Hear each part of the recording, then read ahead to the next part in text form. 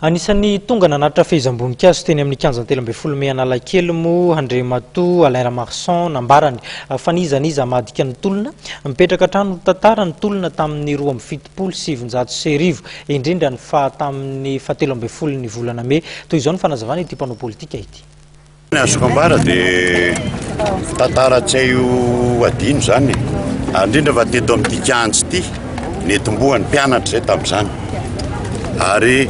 toy izy raika amin'ny 70 roso roa arivo sivy sy roa arivo ka nizaniza anakana an'izany zavatra zany dia mamofady ary famadihana tanindrazana sy ny tantaram-pirenena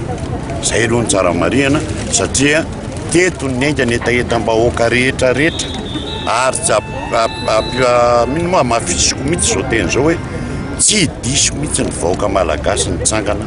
tamin'ireny fotoanandro ireny ary ndray fampisehovana mihitsy ny sehatra iraisam-pirenena fa hoe malagasy tompoko tsy hoe pays du moramora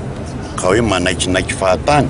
fa mba mitady izy ary mitsinjo no avy ny taranany sy ny faramandimbiny mbola tsy nahita an'izany tamin'ny tantaran'ity firenena ity tompoko raha ohatra nanatitra voninkazo teny Ambotsirohitra tamin'ny 7 febroary eo akaiky ny lapany zany tsy nisy ora ny tenenina hoe na firy fanateram-boninkazo zany tompoko dia ao anatin'ny ray andro manatitra azy ny olona rehetra famezam-boninahitra ny zany zava-dehibe 29 marsa koa zany asiana ora koa ny amin'ny 9 marsa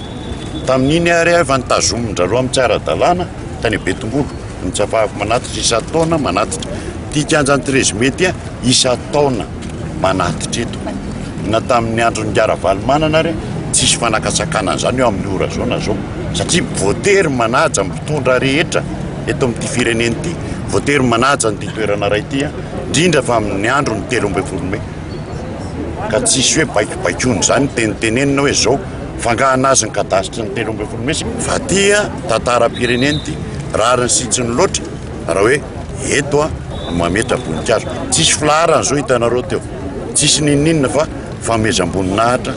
ty daty ity sy toerana manatantara ty zay ny ametrahana azy foana zany satria tsy maintsy mivaly ny olona rehetra nytolona sy lavo tamin'ny tolona teto Madagasikara io tsy maintsy fifaran'ity resaky ty tsy maintsy misy tsangam-bato eo isy anaram-bolamena ny tsirairay avy tamin'ireny tolona ny sesy teto amin'ny firenena ity mba hipetraka ao ny anaran'ny rehetra mba tsy ho adino mandrakizay.